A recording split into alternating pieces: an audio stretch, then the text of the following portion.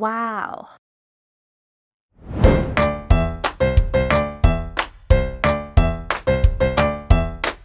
Okay, ito ay ginanap noong February 2021 para po dun sa inyong Aurora Day, no? So 2 months pa lang.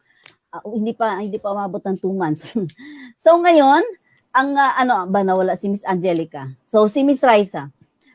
Miss Raisa, ano ang role bilang isang tourism officer? Are you ready?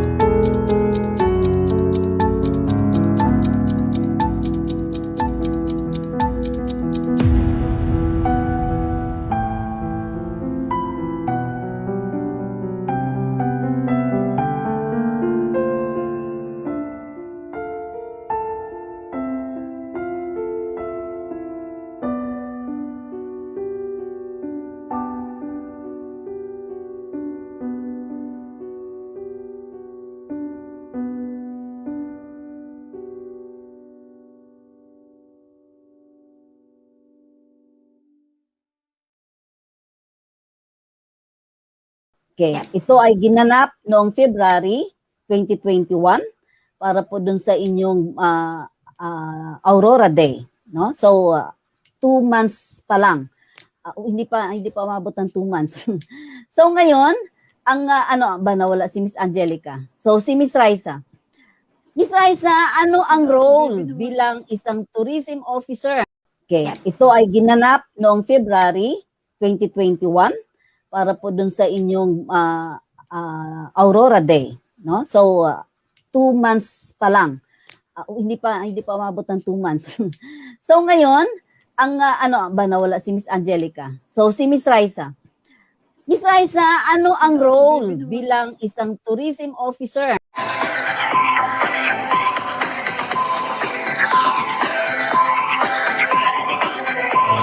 Yung 1 minute ng countdown before ang official station ID ng Central Luzon Balita Bridging Point.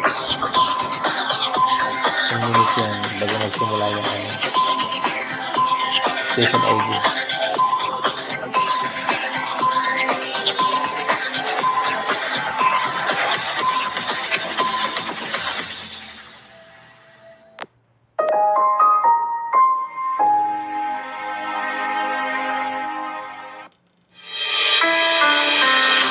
Central Luzon Balita ABS Bridging Point, wherein the 7 provinces were presented through their iconic and signature iconic tourist destinations of the 7 provinces of Central Luzon.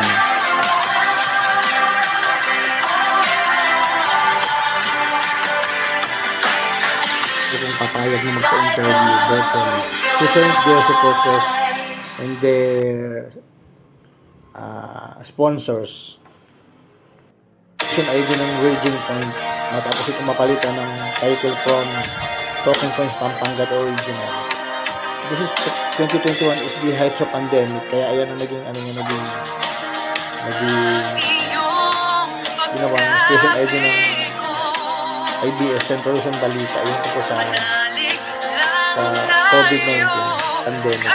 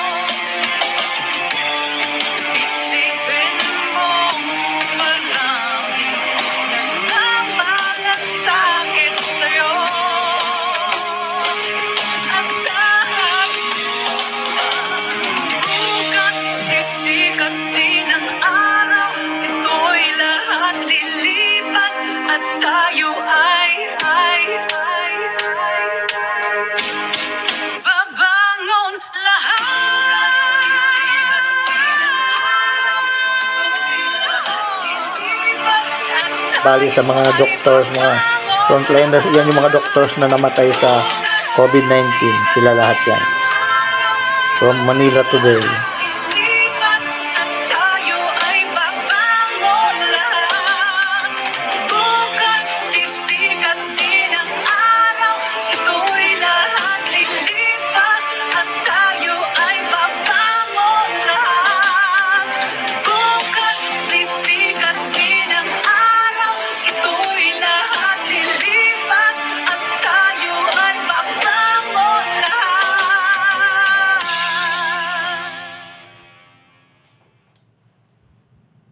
Magiging virtual guest dito sa Central Luzon Balita Bridging Point ang libangan ng inyong stroke survivor mga isyu at balita sa loob at labas ng gitnang Luzon. Wala kayo sa virtual sige, bahala na, doon na kayo. Baka mapapayag So kung titignan po natin, nasa 17 days po itong implementation. The fingerprints of climate change linked to human activities have become increasingly clear this year. Dahil wala kami pera, wala kami pambiling bigas. Ito ang kauna-unahang all-digital news outfit sa Region 3. Central Luzon Balita. Naghahatid sa inyo ng mga may init, pinag-uusapan at trending ng mga balita at issues ng bayan. Central Luzon Balita. Available sa maraming digital platform. Via website www.centralluzonbalita.com, Instagram Central Luzon Balita, Twitter at Balita Luzon, TikTok, Central Luzon Balita. At mapapanood ng Sabayan, real time, via Facebook at YouTube, Central Luzon Balita. This is your one-stop source for news and current events, entertainment, public service, and more. At the convenience of your smart devices. Sa loob at labas ng Region 3. Sa buong Pilipinas. Saan mang panig sa mundo. Kami ang Central Luzon Balita. Central Luzon Balita.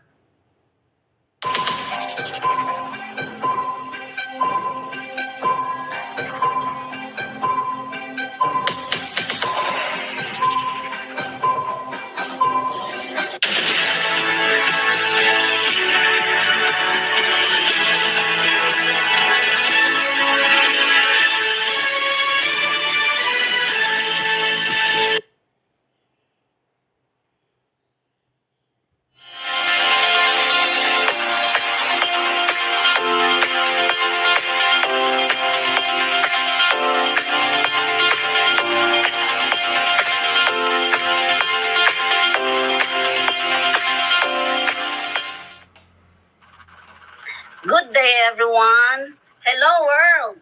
Maya Pagdog, Ikayungan, Pampanga. Magandang hapon, Luzon. Maayong hapon, Visayas. Buenas tardes, Mindanao. At ganun din sa ating mga kaibigan, kapatid, kamag-anak, kapamilya, na nasa abroad sa kasalukuyan, nasa ibang bansa, na nanonood sa atin. At ganun din po yung ating mga OFW. Good afternoon po sa inyo lahat. And welcome to Bridging Point, connecting people to the world. The program made even better, powered by Central Luzon Balita, the first digital outfit here in Region 3. Ang Bridging Point po ay sabayan po nating mapapanood sa Facebook. Search nyo lang po ang Central Luzon Balita. Makikita nyo na po yung live. So, paki-like and share. Ganun din po sa ating YouTube. Log on lang din po ang Central Luzon Balita. Doon din po makikita ninyo.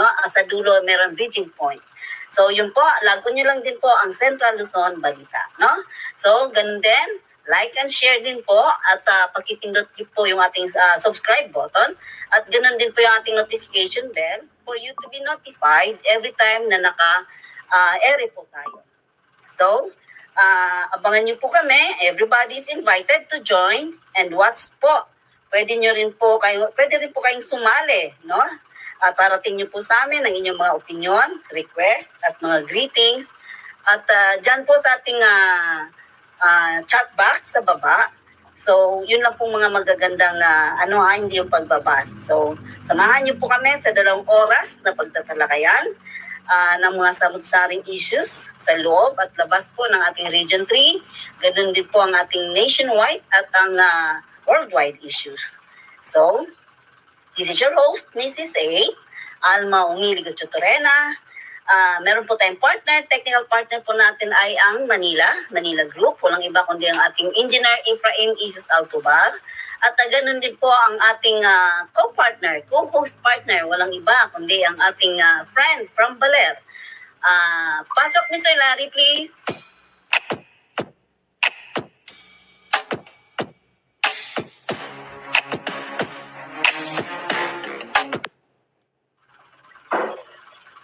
Hello, good afternoon everyone. Gandang hapon po mga Pilipino sa buong mundo. Buenas tardes a todos. Naimbag amalem Ilocanos all over the world. Marahay na hapon sa mga tugang at Bicolanos. And also, salamat po or Malay-speaking countries like Singapore, Malaysia. Yes, dahil worldwide tayo. Okay. Konnichiwa sa mga Taiwanese po. Sa mga Taiwanese. Okay.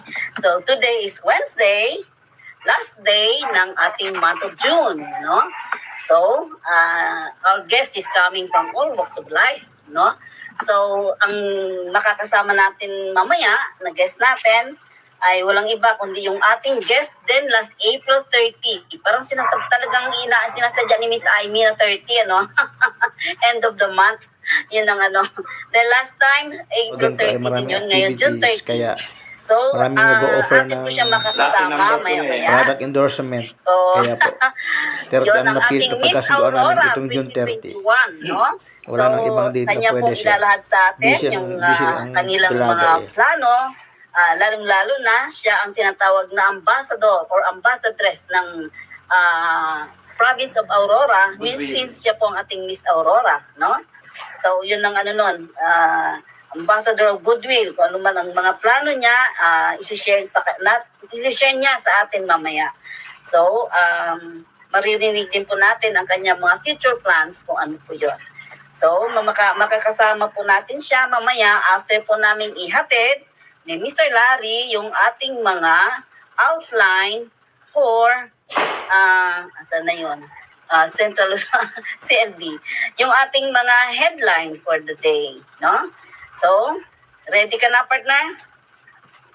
Mga pasabog ito na mga balitang pasabog. So, ayan. Okay na. Ngayon po, ang ano po natin ay Bridging Point. Kayo po yung nanonood sa Bridging Point, Connecting People to the World. Every Wednesdays and Fridays po yan, 4 to 6 p.m. Ang ating pong first half po natin ay ininlaan natin sa ating guest, and then yung second half ay para sa ating mga detalye natin mga balita at yung iba-iba pang mga segments natin. So, okay na, partner? Bridging Point News headline, June 30, 2021. Pasok na ako. Sino pong una? Ikaw na po una. Ako. Yes. So, una natin ay Senador Manny Pacquiao, tinanggap ang hamon ni Pangulong Duterte. Yun ang trending kahapon pa, no? Dahil nga sagutan nila kahapon. So, yan, maririnig natin yung pagsagot ni Pacman. So, ang number 2, Gordon looking for 2022 running mate. yes, tatakbo pala si Gordon. Di ba tukmakbo itong presidente noon? Opo, dati. Siya nga, ay sino nga? Bet, Oo. bet ko yan. Gordon. Siya ba? Okay, ang kasunod natin ay Delima na Miss si former President Pinoy. Yan. Dahil nga ito yung kanyang bossing nung siya ay nakaupo sa pwesto. So kasunod? Bulacan Mayor catches COVID-19 for the second time. Yes, for the second time around. And then, ang kasunod natin ay donning of ranks and beret sa Camp O'Donnell. Ito po yung sa Armor Pambato Division. No? So mamaya, marinig po natin yan. Sino-sino yung mga dumating na mga opisyalis at sino yung umalis. Okay, so pang-anim, partner. 2 NPA rebels killed in Aurora Province. Yes, yun. Merong dalawang NPA rebel na sumurrender, no? Ang sasunod natin ay bakit biglang nagmahal ang presyo ng kuryente? Yun nga naman lahat nationwide itong problemang to. Hindi lang sa amin. Okay, sunod. Unang fluvial parade sa Pampanga kanseladong muli ngayong taon. Yes, kansilan. Kung alam niyo po, every June, meron po yung fluvial parade sa Apalit, kasama yung santo nila. So yan, pangalawang time na kinansila na naman. Okay, ang kasunod natin ay more classrooms, buildings to rise in CCA, City College of Angeles City. Yon. So, ang kasunod natin, Mga paunawa Number ng Mabalacat City sa COVID-19. yes, mamaya may mga paunawang nilahad sila para sa mga Mabalaqueños. Okay, so kasunod natin ay malaking isda na huli sa Pasig River. Naku kahit na marumi yung Pasig, merong isda. Makakain kaya isdang yan, kalaki-laki. O kasunod, partner. P-Box, nagsabing umabot sa Metro Manila ang binuga ng Taal Volcano. Yes. Yun nga, parang yung pinatubo rin ng araw, umabot hanggang sa iba yung dagat, yung usok ng Pinatubo. Ganon din ngayon si Taal. Last year, bumiyahe kami ng by plane, no? Yung umano ng January, unang puto kasi niyan January, ano? So yun ang ano, tapos February, nagbiyahe kami ng eroplano. Talagang makikita mo yung usok sa langit. Okay, so yan ang ating 13 outlines, 12 outlines po para po sa ating headlines for the day, no? So, abangan nyo po ang ating mga detalye po niyan sa ating second portion mamaya. So, unahin muna natin ang ating ang ating guest, no? Sinasabi nga natin kanina, second time around ito ng ating guest since nung una kasi medyo mahina yung kanyang signal. At hindi namin gaanong na ano yung kanyang focus dahil nga may kasabayan siya dati, no? Yung kanyang tourism officer. So ngayon solo na niya. So sa kanya na ngayon ang stage, ang kanyang table, sa kanya na lahat. So yun po ang ano natin sa ngayon ay isang dilag na napakaganda, no? So ang ano po niya ay bali, ilang taon na ba ito si Ilang taon na ba si Aimee? So, ang ano po natin ay nagtuturo na siya 20 na yata. Nagtuturo na siya 21 Ibig sabihin, nagturo na siya, tapos na 21. 23. So, malaman natin mamaya kung meron pa ba siyang plano, kung ituloy niya yung kanyang beauty 23 pageant na dahil nga meron siyang kasama. Totoo ba yun, Mr. Larry? Talaga natuloy si Charis? Si Charis po ay panlaban ng in-announce na ng Provincial Tourism ng Aurora. Siya na po ang panlaban ng Binibining Pilipinas ng Aurora. Miss Universe. Opo. Napili na siya. Napili na. Candidate pa lang siya para maging Binibining Pilipinas Candidate po siya para Universe. lumaban sa Binibining Pilipinas Universe po. Okay. So yun yung kasama ng ating guest sa ngayon. Nag-guest din po natin ito nung araw. So ngayon, ating pakikinggan ano ang mga plano ni Miss Aimee Rose Santos Pascua. Siya ang ating Miss Aurora 2021. So a lady from Dipakulaw, Aurora. So ang aming pong tawag nito, mga topics mamaya. So ipaki-play Mr. Engineer yung teaser ni Mr. para at least makita. Yan. Yan nating teaser para sa ating guest.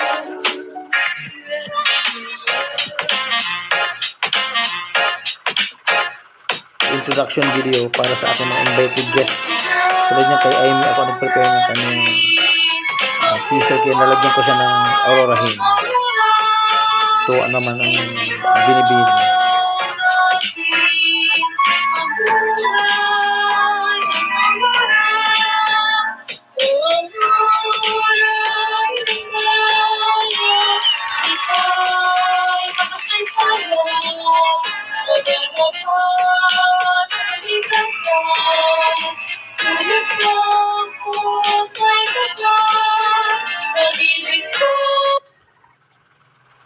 Yes, yun ang ating Miss Aurora. So, engineer, pakipasok na ang guest natin.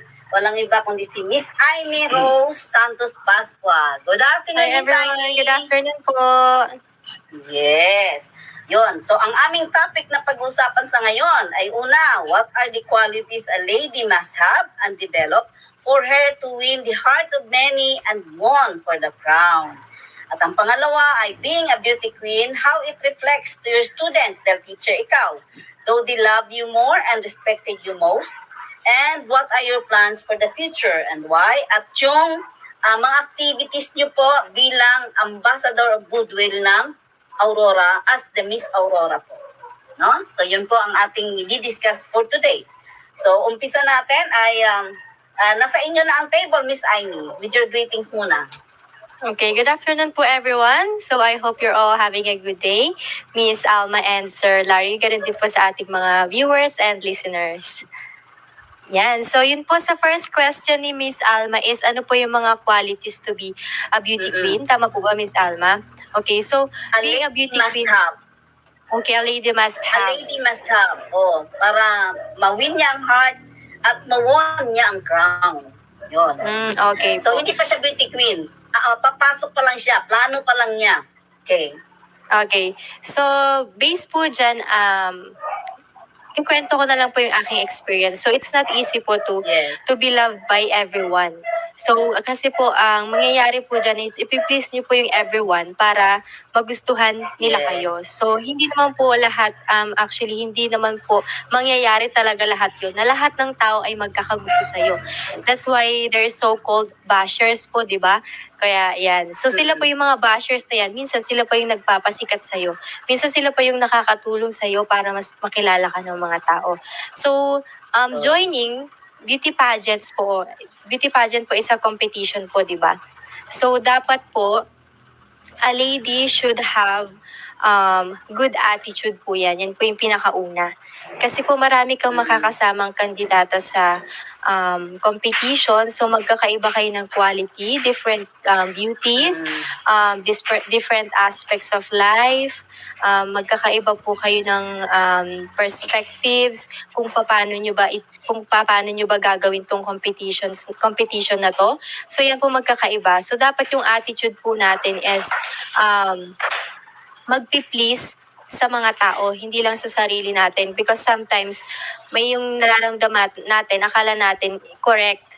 Pero sa ibang tao is hindi na pala. So we have to be aware lagi sa mga sinasabi natin, saka sa galaw natin. Okay, so kaya nga po tinawag na lady. Okay, so pag sinabi nating lady is talaga pong in and out po yan. So, dapat appropriate lagi po yung galaw at saka yung pananalita. So, yun po. Okay. So, being a beauty queen, how it reflects to your students, though they love you more or unrespected you most?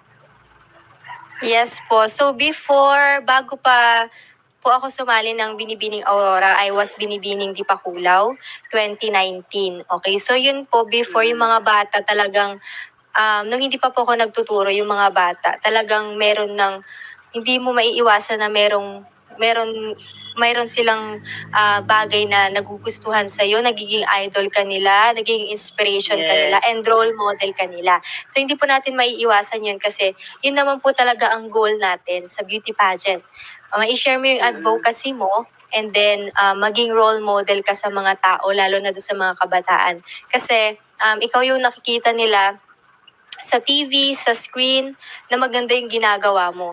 So, maa-adapt po nila yon, and at the same time, pwede nilang gawin yun during and in the future kapag habang tumatanda na sila. So, yun po, hindi pa po ako nagtuturo, yes, na-experience ko na yon, na merong mga batang naging inspirasyon ako. Kailan ka lang nag-start magturo? Nag-start po ako magturo this lockdown. Ganun. Yes So, po. blended, So, yun, blended learning na. Opo. So, ano pa po yun, Binibining Dipakulaw pa po ako. So, yun, meron mga bata po na tinitignan ako as a role model. And then after winning Binibining Aurora po, yun talaga, nagulat ako na kapag naglalakad ako sa kalsada, ganyan, sa tabi ng bahay namin, meron talaga mga tao na bumabati sa akin na hindi ko kilala. And then ganun din yung mga bata, talagang, uy, Binibining Aurora yan. Uy, si Ma'am Amy. Ganyan po sila. Lalo na yung mga students ko po. Yun po, maganda po yung naging impact niya sa teaching career ko. Anong level ang handle mo ngayon, Miss Amy? Ang advisory class ko po is grade 4, but as of now po is vacation po ng mga bata. Vacation na nila. Yes po. Kaaga, ba't yung sa amin dito hindi pa vacation? So, kailan kayo mag-start ulit niyan? Hindi pa po sure, pero baka August po. Okay. So, kailan kayo nag-start ng vacation? Dahil nag-start sila, was October, di ba? Month of October sila nag-start. Kami po, maaga po kami nag-start. Since So, online, natapos kagad ang module nila.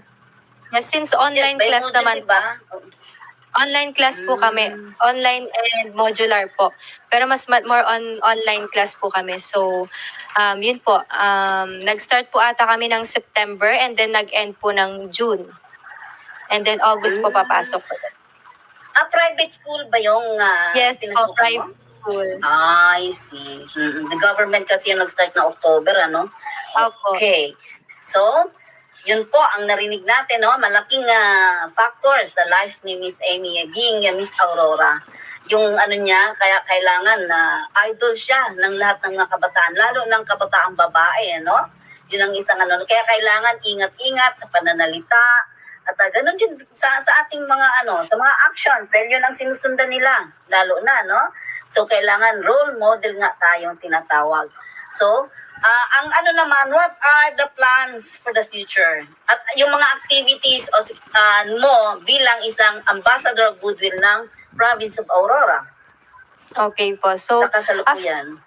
after winning Binibining Aurora po, yan po dumating yung mga invitations na pwede mo ba i-promote yung ganito, ganyan, and then kukunin ka as ambassador, yan. So marami pong mga dumating na ganyan na invitation after winning Binibining Aurora. But then, because of the pandemic po, we can't totally move po, kaya yun. So ang project ko po sana nun is I am going to circle around here in Aurora. First, of course, here in Dipakulaw, and then I am going to the different provinces to visit the municipality and also the children so I can teach them maybe a small lesson or something because I am a teacher, so I want to share my knowledge kasi nga po, di ba, wala pong klase yung mga bata ngayon. So maybe going there is mas matututo sila kahit na papano. Kaya lang po, during that time is tumaas yung cases ng COVID dito.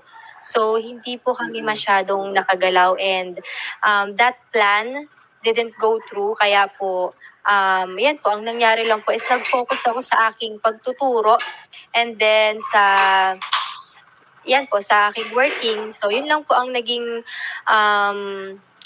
activities ko after winning Binibining Aurora. And then until now naman po, meron pa rin po mga nagme-messages sa akin if ever na pwede ako maging model ng ganito or ng company na ganyan, ng store na ganyan. So yan po. Okay. Pwede naman gawin yun as virtual, di ba? Yes yung po. ang pupunta, yun ang isang, lalo na sa modeling. Pwedeng yan na lang sa virtual. Di ba, rumampa kayo nung February is through virtual lang din, di ba? Yes po. Doon sa Miss Binibining Aurora ninyo. So, ngayon, ang natin, ano ang plano mo? Natanong na kita noon, pero sabi mo, wala pa.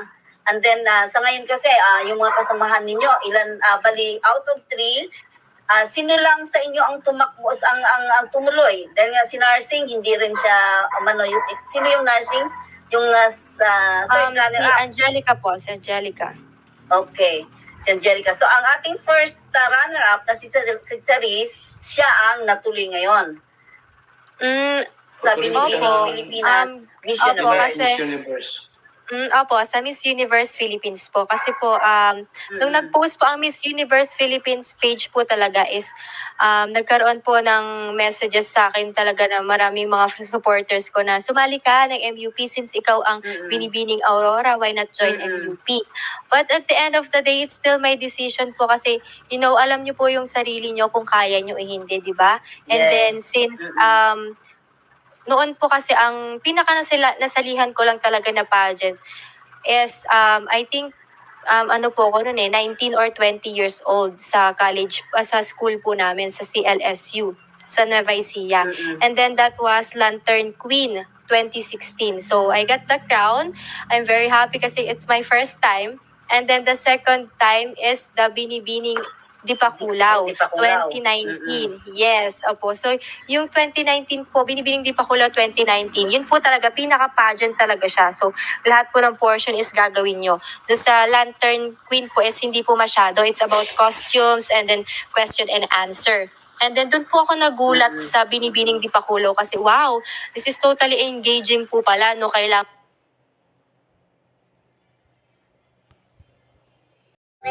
para sa ating mga kabataang kababaihan dyan, no? So, kailangan ingatan ang inyong katawan para at least yun nga, yung i-develop pati pare ang ano hindi maging burara. No? Yun ang isang ano doon. Kailangan din nga kapag kasasali ka ng beauty contest at lalabas ka sa inyong bahay, dahil nga sasama ka doon sa mga kasamahan mong mga ano, kailangan yun nga, attitude, yun talagang pinaka-importante.